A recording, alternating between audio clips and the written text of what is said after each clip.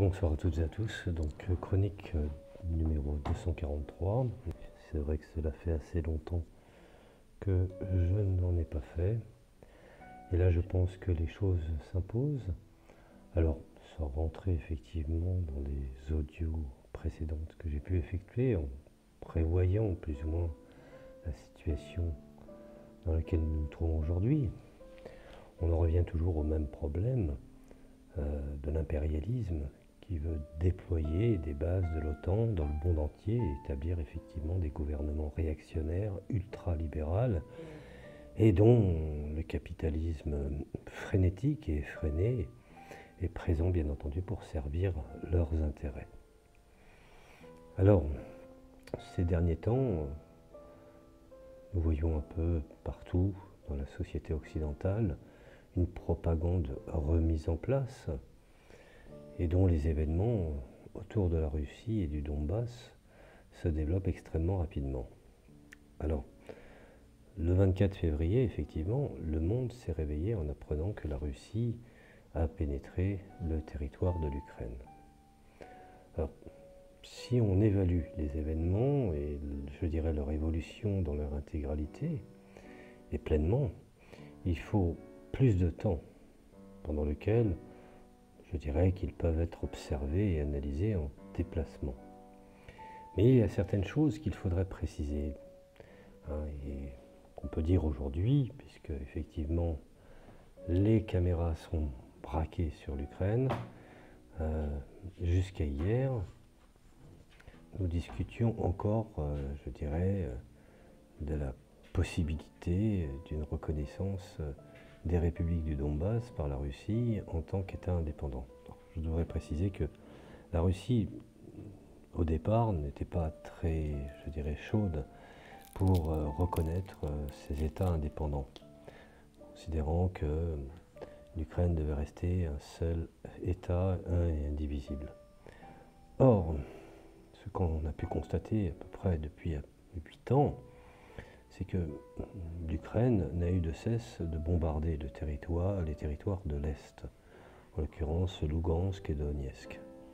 Les médias, je dirais, impérialistes ont affirmé hystériquement, comme à leur habitude, utilisant bien entendu sans vergogne la thérapie cognitive à l'égard des peuples. Et donc, le droit international a été violé, me semble-t-il, selon effectivement leurs affirmations, oubliant que ceux-là même n'ont eu de cesse que ces dernières décennies de le violer. Alors que nous réfléchissions, je dirais, quant à la manière de clarifier ces allégations, l'opération lancée, je dirais, par la Russie, opération militaire, a pris non seulement une place prépondérante, mais effectivement l'ordre du jour dans tous les médias qui aujourd'hui sont aux ordres.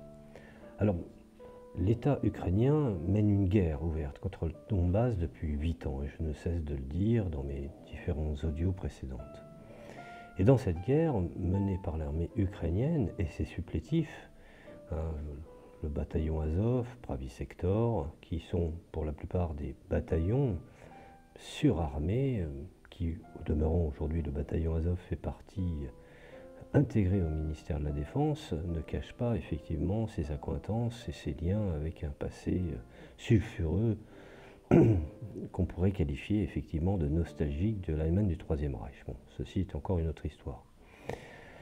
Et donc, effectivement, toutes ces organisations paramilitaires, tous ces supplétifs qui maintenant sont intégrés pour partie dans l'armée ukrainienne, qui sont soutenus par l'OTAN, l'Union européenne, contre le peuple de l'Est de l'Ukraine.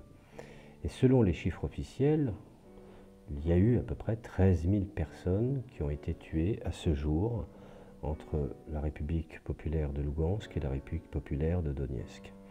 Alors au cours, je dirais, de la dernière semaine précédente, le début de l'opération militaire, l'Ukraine avait littéralement soumis la région du Donbass à des bombardements incessants, ne respectant pas les accords de Kiev 1 et les accords de Kiev 2. Les Russes considéraient qu'effectivement, que faisaient les responsables signataires de ces accords étant donné que ces accords, effectivement, avaient été signés par le gouvernement du Maïdan et dont le nouveau président ne voulait pas respecter ces clauses. Alors des bombes, je dirais, tombaient sur les peuples des deux républiques, et si nous laissons de côté les intérêts de la Russie en tant qu'État dans cette région, et qu'on essaye de se concentrer sur les événements de ces dernières années, on peut, je dirais, distinctement et clairement voir comment cette guerre a éclaté. Alors, petit remake, les États-Unis et l'Union européenne, en soutenant le coup d'État fasciste de 2014 de Maïdan, ont cherché à prendre le contrôle total de l'Ukraine. Je dirais que les impérialistes, qui ont forcé l'Ukraine à devenir membre de l'OTAN, avec une petite clique au pouvoir, ont prolongé leur siège politique et militaire contre la Russie et ont ouvert la voie au déclenchement de la guerre. Car effectivement, comme disent certains, pour ne pas les nommer, je me pose la question si demain le Mexique avait décidé effectivement de faire des accords militaires avec la Russie et que des opérations, je dirais, auraient été mises en place à la frontière américaine, je me pose la question quelle pourrait être la réaction des États-Unis. Alors ça, c'est pour la petite histoire. On peut considérer que les médias impérialistes aujourd'hui, que ce soit pour notre pays, BFM, France 24, et également la presse écrite, nous constatons que Le Monde, Libération, Figaro, Télérama et même la chaîne Arte sont aux ordres. Et donc, ils accusent la Russie de bafouer le droit international. Le droit international qui a été bafoué en Irak, bafoué au Yémen, bafoué au Kosovo, bafoué en Serbie en 1999, et la liste serait longue, et je dirais, donc ce n'est pas la peine que je continue. Alors, bien entendu, pendant 8 ans, pas un mot sur l'Ukraine tuant les habitants du Donbass. Et ce qu'on a tendance à oublier, c'est que le plus souvent, cette volonté, à un moment donné, de faire sécession, de proclamer son indépendance, était le fait qu'il ne pouvait pas trouver dans le gouvernement de Kiev une position d'intégration, ne serait-ce que même à titre fédéral. Donc ils n'ont pas eu d'autre choix, à un moment donné, de proclamer effectivement leur indépendance. Et malgré tout cela, ils ont poussé la Russie à reconnaître l'indépendance, puisque Poutine, à l'origine, ne voulait pas, effectivement, disloquer l'Ukraine. Alors, revenons, parce que les informations sont très importantes, alors il faut synthétiser. Alors, en 2014, afin de mettre, je dirais, fin à la guerre du Donbass, l'accord de Minsk a été signé entre l'Ukraine et les représentants de la République populaire de Donetsk et la République populaire de Lugansk, avec bien entendu la participation de 3 autres pays en tant que garant du respect de l'accord convenu. Avec la signature de cet accord, il est devenu une partie du droit international et avec la garantie de l'ONU. En outre, personne d'autre que la Russie n'a respecté les accords énoncés dans les accords de Minsk. Mais que comprend l'accord de Minsk, je dirais, en 13 points?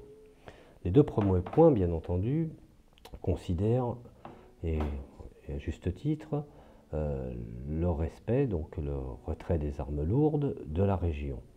Donc, pour être honnête, il y a 2 parties dans l'accord.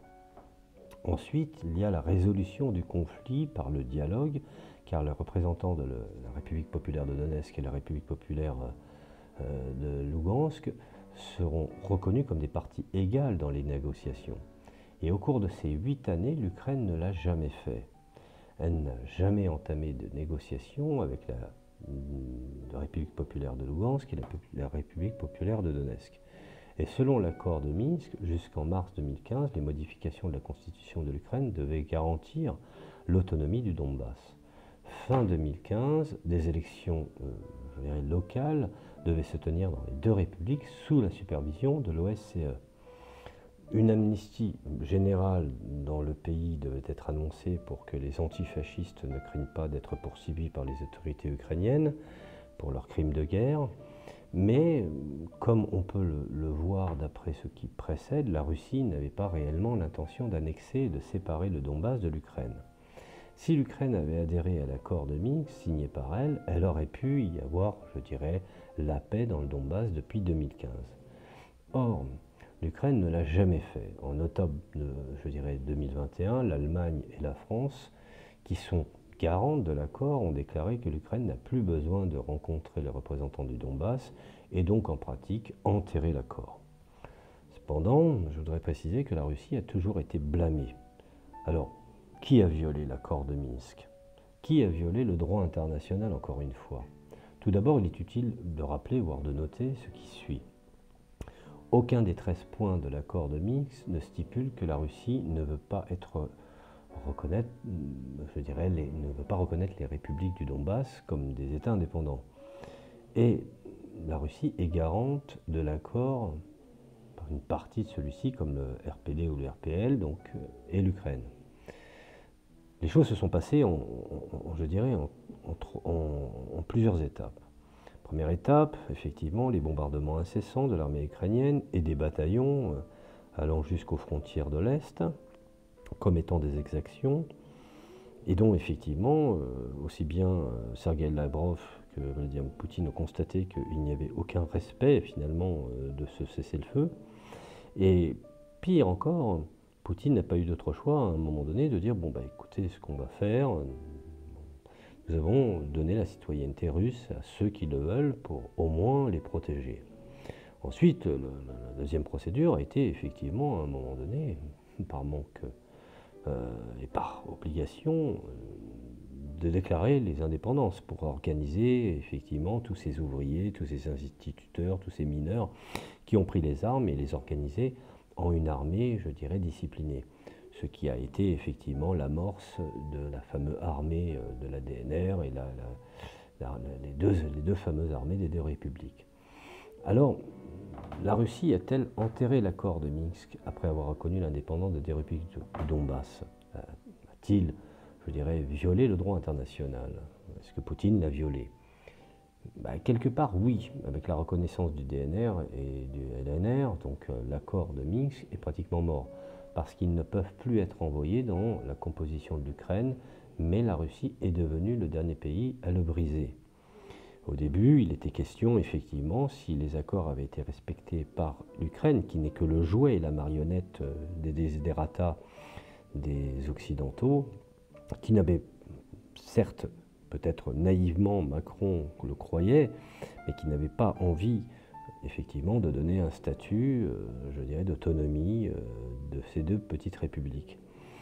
Finalement, au fond, à force d'avoir bombardé, d'avoir brisé ce cessez-le-feu, la Russie n'a pas eu d'autre choix que de reconnaître, pour des questions de protection, ces deux républiques. Alors, après 8 ans d'efforts, le droit international, qui, ma foi, repose sur deux principes fondamentaux, et ces deux principes s'opposent. Le premier principe est l'intégrité territoriale de chaque pays, chose que les Américains ont fait et défait aisément depuis la fin de l'URSS dans pas mal de parties du monde. Il suffit de regarder simplement l'Irak. Et le deuxième principe est le droit des nations à l'autodétermination. Alors pourquoi le Donbass a-t-il demandé son indépendance? Car Kiev était un régime aujourd'hui fasciste, puisque beaucoup dans le Parlement ukrainien, des représentants de ces mêmes mouvements siègent. Alors, on sait pertinemment qu'il y a un révisionnisme de l'histoire. Il suffit d'aller relire les canards et les journaux ukrainiens pour savoir ce qui est dit dedans. Nous allons mettre les peuples de l'Est dans des camps, nous allons, s'ils sont sages, une partie nous les mettrons en Russie, une autre partie on les exterminera, bon bref. Je ne sais pas comment l'Occident peut s'accommoder ce genre de choses, mais enfin bon bref. Alors, bien entendu, on sait que ce mouvement, je veux dire, ce régime, qui à l'origine était un mouvement et qui aujourd'hui est au pouvoir, par un coup d'État soutenu par les impérialistes, donc les habitants du Donbass ont organisé un soulèvement de sécession antifasciste. Et cette séparation s'appelle la sécession. En ce sens, la séparation du Donbass s'inscrit dans le cadre du droit international. En outre, l'arrêt de la Cour internationale de justice concernant le statut du Kosovo se profile à l'horizon. Ainsi, la séparation du Donbass s'inscrit pleinement dans les principes du droit international. À l'époque, les impérialistes ne considéraient pas la sécession du Kosovo de la Yougoslavie, et plus particulièrement de la Serbie, comme une violation du droit international, car c'était dans leurs intérêts.